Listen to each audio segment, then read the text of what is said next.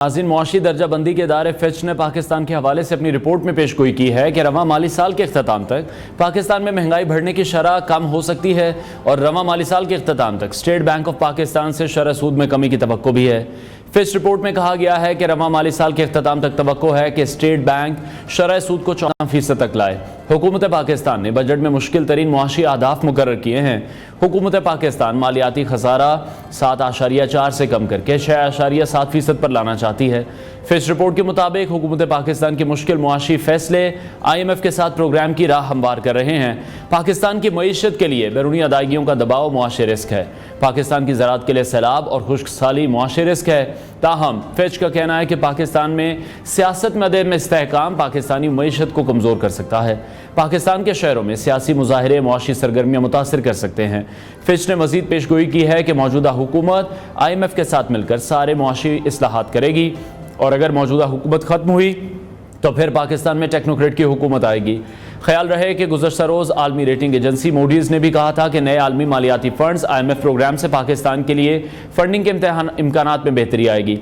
Moody's के मुताबिक पाकिस्तान की बैरूनी पोजीशन अब भी नाजुक है। बुलंद बैरूनी मालियाती ज़रूरियात के साथ अगले 3 से 5 साल पॉलिसियों में मुश्किलात दरपेश होंगी। कमज़ोर गवर्नेंस और आला समाजी तनाव हुकूमत की इस्लाहात को आगे बढ़ाने की सलाहियत को भी मुतासर कर सकता है। मूडीज़ की इस रिपोर्ट के मुताबिक पाकिस्तान में महंगाई की वजह से समाजी तनाव बढ़ने का खदशा है, जिसमें ज़्यादा टैक्सेस हैं और तवानाई के नरखों में भी मुस्तकबिल की एडजस्टमेंट इस्लाहात पर दबाव डाल सकती है। जबकि मुश्किल इस्लाहात को मुसलसल नाफिज करने का मजबूत इंतखाबी मैंडेट ना होना भी खतरात पैदा कर सकता है। मूडीज़ की रिपोर्ट में मजीद कहा गया था कि रवां माली साल पाकिस्तान की बैरूनी फाइनेंसिंग की ज़रूरियात तकरीबन 21 अरब डॉलर हैं। माली साल 2026-27 के लिए तकरीबन 32 अरब डॉलर की माली ज़रूरियात दरपेश हैं, जबकि पाकिस्तान के पास मौजूद 9.4 अरब डॉलर के ज़र मुबादला के ज़खायर उसकी ज़रूरियात से काफ़ी कम हैं। मूडीज़ के मुताबिक पाकिस्तान की बैरूनी पोजीशन अब भी नाजुक है। बुलंद बैरूनी मालियाती ज़रूरियात के साथ अगले 3 से 5 साल पॉलिसियों में मुश्किलात दरपेश होंगी। कमज़ोर गवर्नेंस और आला समाजी तनाव हुकूमत के इस्लाहात को आगे बढ़ाने की सलाहियत को भी मुतासर कर सकता है। इसी तमाम सूरत हाल पर हम बात करेंगे। मुआशी तजियाकार डॉक्टर खाकान नजीब ने हमें ज्वाइन किया है। डॉक्टर साहब, बहुत शुक्रिया आपके वक्त के लिए। फिच की जो रिपोर्ट सामने आई है पाकिस्तान के हवाले से, उसमें पेशन गोई तो यही की गई है कि रवां माली साल के अख्ताम तक पाकिस्तान में जो महंगाई बढ़ी है उसकी शरह कम हो सकती है। आपको लगता है क्या हुकूमत भी संजीदा है महंगाई कम करने के लिए? क्योंकि जब से बजट आया है उसके बाद तो हम देख रहे हैं कि किसी भी चीज़ में कमी हमें नहीं दिखाई दे रही। टैक्सेस लगाए गए हैं, फ्यूल की कीमत को देखें उसको बार बार बढ़ाया जा रहा है, बिजली की जो प्राइसेस हैं वो भी बार बार बढ़ाई जा रही हैं। बिस्मिल्लाहिर्रहमानिर्रहीम। अगर आप पिछले 2-3 साल से देखें तो 2023 का जब मालियाती साल ख़त्म किया तो महंगाई की जो एवरेज बढ़ने की शरह थी वो 29% थी। जब 2024 का मालियाती साल ख़त्म किया जो अभी जून में ख़त्म हुआ है तो इसके बढ़ने की शरह कम होकर 23.4% पर आ गई। और जब हमने मालियाती साल ये वाला शुरू किया है तो हम इमेजिन कर रहे हैं कि पाकिस्तान में जो महंगाई की बढ़ने की शरह है वो 13 से 14% होगी ऑन द एवरेज। So, एक बेस इफेक्ट है कि obviously building on the inflation of the previous years कुछ फूड प्राइसेस बेहतर हुई हैं बिकॉज फूड की जो सप्लाई है वो फ्लड्स वगैरह के बाद बेहतर हुई। कुछ इंटरनेशनल कीमतें जो हैं वो संभली हैं, प्लस पाकिस्तान की जो रुपए की कदर है वो मुस्तहकम हुई है। सो इंटरनेशनल इन्फ्लेशन जो है वो भी बेहतर हुई है। लेकिन अगर आप इन सब चीजों डॉक्टर साहब माजरत के साथ मैं यहाँ पर एक चीज़ आपसे पूछना चाहूँगा। आप कह रहे हैं फूड की प्राइसेस भी कम हुई है, बड़ी एक आम ज़रूरत है लोगों की। दूध की मैं बात कर रहा हूँ जिस पर 18% टैक्स लगाया गया है।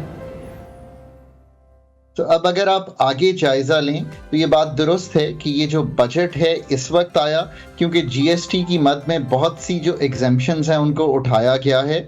बहुत सी ऐसी चीज़ें हैं जो कि रोज़मर्रा लोग यूज़ करते हैं, उन पे GST की शरह बढ़ी भी है। और पाकिस्तान की एनर्जी इनपुट की प्राइसेस, इलेक्ट्रिसिटी की खातिर खा एक इजाफा देखने में आया है।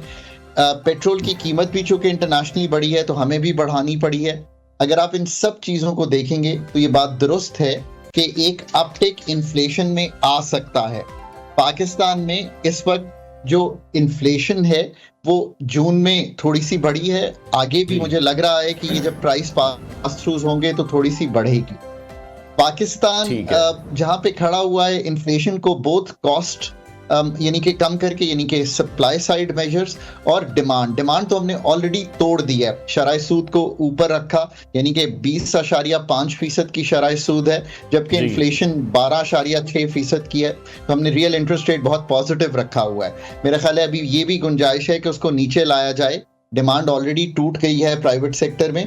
अगर हुकूमत अपना फिस्कल का खसारा संभालने में कामयाब हो जाती है, जो कि एक मेन आंसर है, याद रखिए, जो कि ड्राइव करता है पाकिस्तान की इन्फ्लेशन को। बहुत सी लोग इसको इग्नोर कर देते हैं। हुकूमत को अपना खसारा कम करना है ताकि उसकी बोरोइंग कम हो, जो कि इनहेरेंटली इन्फ्लेशनरी होती है। सो इन्फ्लेशन की मद में यहाँ खड़े हैं। इसी तरह अगर बिजली गैस की जो तंजीम नौ है वो करेंगे तो उनके बढ़ने की प्राइसेस की शरह अगर कंट्रोल कर पाएंगे तो फिर जो इन्फ्लेशन है उसको भी संभाल पाएंगे। ये है एक ओवरऑल जायजा इन्फ्लेशन का पाकिस्तान ठीक का। है, लेकिन डॉक्टर साहब, जिस तरह से आप कह रहे हैं कि इन दोनों सेक्टर में, एनर्जी सेक्टर में तंजीमें नौ करने की जरूरत है, वो तंजीमें नौ आखिर कब होगी? सिर्फ प्राइसेस में ही तंजीमें नौ की जा रही है, वहीं पर प्राइसेस बढ़ा के वो काम चलाई जा रहे हैं, उसी में तमाम टैक्सेस ऐड कर रहे हैं, फ्यूल प्राइस एडजस्टमेंट उसमें ऐड कर रहे हैं। चांद पर हमारा एक मिशन गया था, शायद अब उसकी कॉस्ट भी हमें बिल में ही आ जाएगी। तो पाकिस्तान को एक ब्रीदिंग स्पेस और एक वक्त जो है वो मिल गया है IMF की एंगेजमेंट के बाद।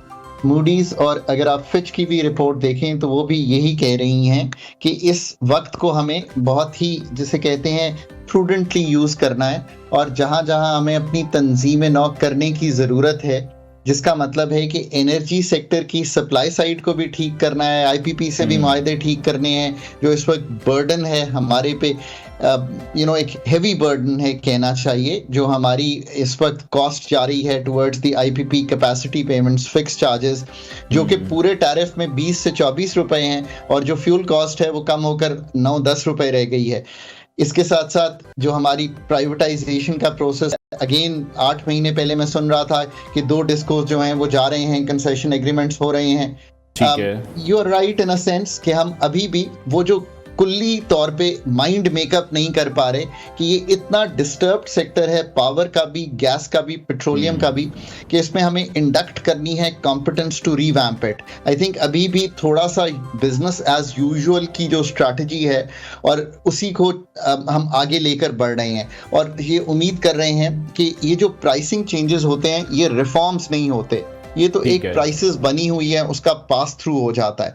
असल रिफॉर्म जो है वो यहाँ पे रिफॉर्म से बढ़कर, जिसे मैं कहता हूँ surgical treatment of the sector है, जिसका मतलब एक तंजीम नौ ऑपरेशंस को प्राइवेट सेक्टर में कैसे एफिशिएंटली रन करना है, नेपरा ओगरा की जो कैपेसिटी है टू मेक द मार्केट वो कैसे करनी है, कंपेटिटिव मार्केटिंग क्या होती है, मार्केट कैसे बनेगी एनर्जी की, पाकिस्तान की जो कॉस्ट ऑफ एनर्जी है उसको नीचे लाने के लिए डिमांड साइड पे क्या करना है, सप्लाई साइड पे क्या करना है, और डिमांड साइड पे कैसे हमने मार्जिनल प्राइसिंग पर जाकर डिमांड बढ़ानी है ताकि पर यूनिट कॉस्ट नीचे आए।